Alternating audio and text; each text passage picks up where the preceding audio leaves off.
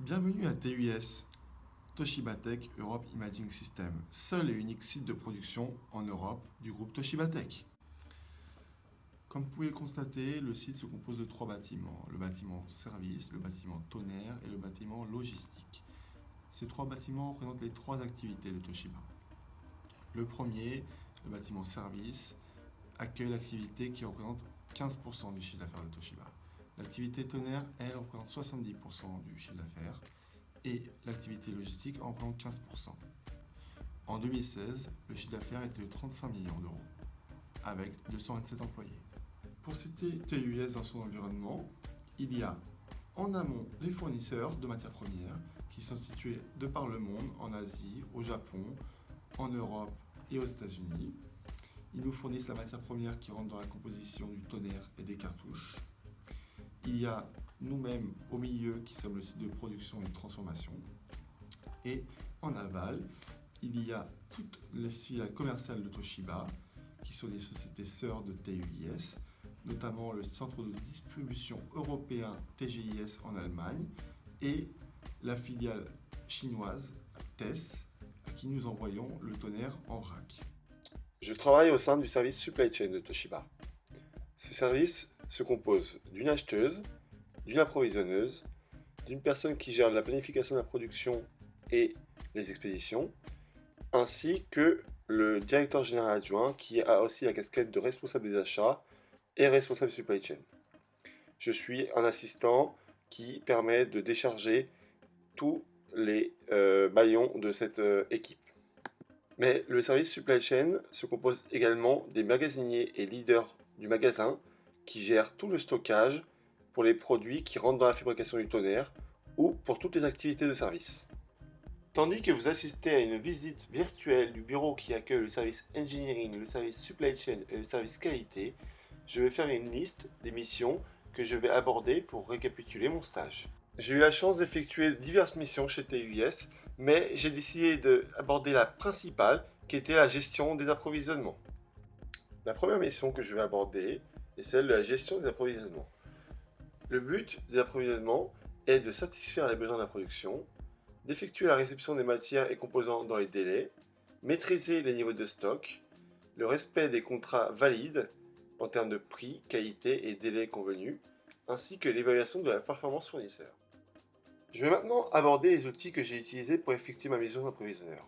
Tout d'abord, l'ERP, Oracle, qui est un outil de management des ressources de l'entreprise, tels que les besoins, les stocks, les ordres de fabrication et la gestion des commandes passées et à venir.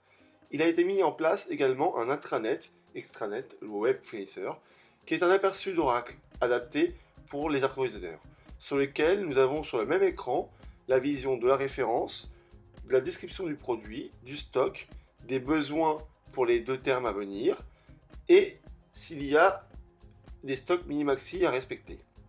Nous utilisons bien évidemment Excel pour gérer et analyser énormément de données. La gestion des approvisionnements par la consignation. Le système est le suivant. Nous passons des commandes à 6 mois, voire 1 an. Nous avons mis en place un outil, Prism, qui permet aux fournisseurs de consulter notre stock, nos besoins et éventuellement des mini-maxi qu'ils doivent respecter. Le fournisseur nous envoie les produits, nous les stockons, ils ne nous appartiennent seulement au moment où nous les consommons ou dans un délai de 3 mois maximum, date à laquelle nous devons payer les produits au fournisseur. La gestion par une mini-maxi. Les approvisionneurs mettent en place des mini-maxi qu'ils doivent surveiller et ajuster en fonction de la demande. Ils passent leurs commandes lorsque le niveau de stock se trouve en dessous du mini. Ils peuvent donc ainsi maîtriser leur niveau de stock en fonction de la demande réelle. La gestion par le MRP dit la commande au plus juste. Oracle va nous faire des propositions d'approvisionnement en fonction des besoins qui sont rentrés par le planificateur de la production et le délai nécessaire pour approvisionner, réceptionner et stocker le produit. Mon quotidien d'approvisionnement chez TUIS. Tout d'abord, je consultais les urgences, c'est-à-dire les produits pour lesquels le stock passait en dessous du mini. Je déclenchais donc des commandes à la suite. Je suivais les commandes qui ont été passées la veille et celles qui sont à venir afin de confirmer le délai, auquel cas je relançais le fournisseur pour obtenir un meilleur délai ou bien un accusé de réception de la commande lorsque je ne l'avais pas reçu. Je vérifiais également la disponibilité des produits en stock. Je consulte les stocks en fonction des besoins à venir via le web fournisseur. Il y a également un travail de communication et de coordination avec la réception pour les prévenir des livraisons à venir et des priorités à réceptionner. Je communique également avec la production pour anticiper leurs besoins.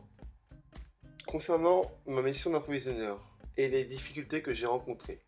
Pour l'approvisionnement de certains produits, nous sommes confrontés à des fournisseurs qui font évoluer en permanence leurs prix et les délais d'approvisionnement peuvent également varier, ce qui peut causer des ruptures. Afin de résoudre ce problème, nous devons suivre de très près les stocks de ces produits. Nous devons régulièrement switcher entre plusieurs fournisseurs afin d'obtenir les meilleurs délais et prix. Cela demande de la rigueur, de la patience et beaucoup de réactivité. La seconde difficulté que j'ai rencontrée aux approvisionnements est la difficulté à joindre certains de nos fournisseurs. En effet, certains travaillent uniquement le matin et sont difficilement joignables. D'autres sont à l'autre bout du monde, aux États-Unis ou en Asie, et de ce fait, la réponse n'est pas immédiate, avec le décalage horaire. Il faut donc essayer d'anticiper et ne pas avoir à gérer des urgences avec ses fournisseurs pour ne pas causer de rupture. Je tenais à remercier Toshiba Tech Europe Imaging System pour m'avoir accueilli en stage et m'avoir permis de réaliser des missions diverses et variées et acquérir de l'expérience en supply chain.